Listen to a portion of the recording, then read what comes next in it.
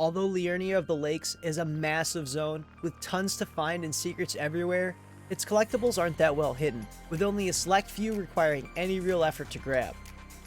Hello again, fellow Tarnished. I'm StoneBear13. Join along as I show you where to grab all the collectibles in Liurnia.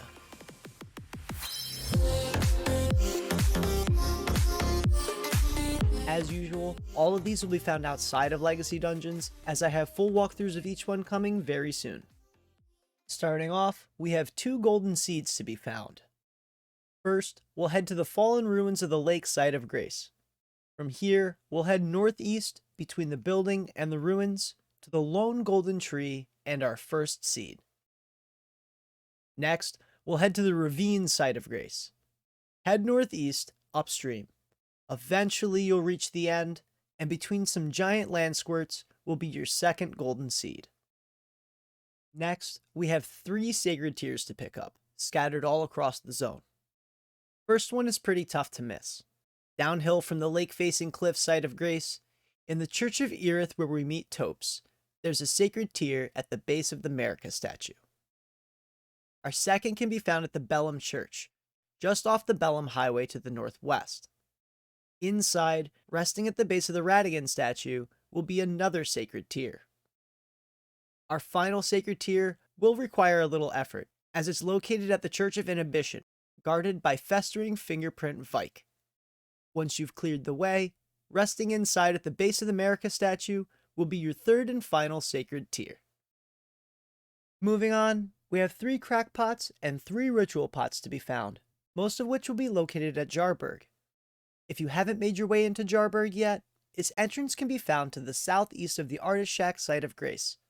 Find the headstone sticking out of the cliffside, and make your way down. Inside the village, you'll find your first crackpot to the east of the site of Grace. The first ritual pot can be found atop the mossy-covered jar to the northwest of that. Your second crackpot will be inside the house to the north of that, with a small jar beside it. Exiting that building to the southwest, you'll find your third and final crackpot resting on some steps. The second ritual pot, and the final pot in this area, can be found by jumping across the rooftops of the western buildings. The final ritual pot is found at the Laskiar ruins, to the northwest of the site of Grace. This area does spawn a good amount of Wraithcallers as well as a Royal Revenant, so do be careful. Now we'll head off to grab the 2 memory stones available.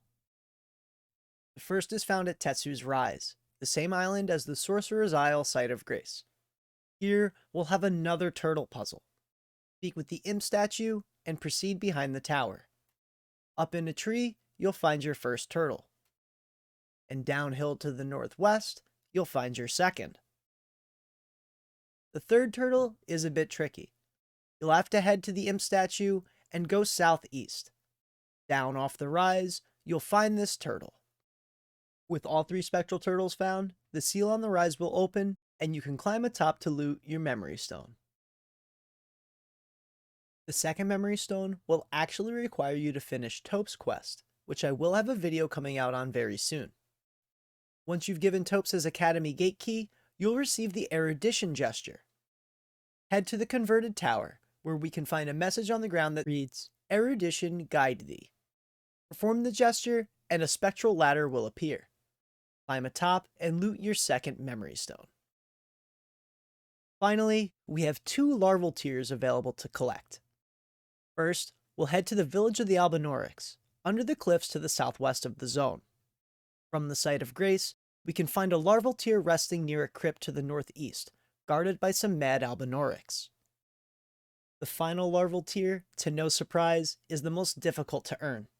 To the southwest of the fallen ruins of the lake site of Grace, you'll find a lobster patrolling the area. Defeating it will reveal it to be no lobster at all, but rather a grafted scion. Kill it again, and this time it'll stay dead, and you'll receive a Larval Tear. And that's all the collectibles to be found in Liurnia of the Lakes.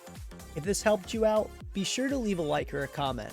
And make sure you subscribe and click the bell so you can stay up to date on all of my upcoming Elden Ring content. Once again, I'm StoneBear13, and thanks for watching.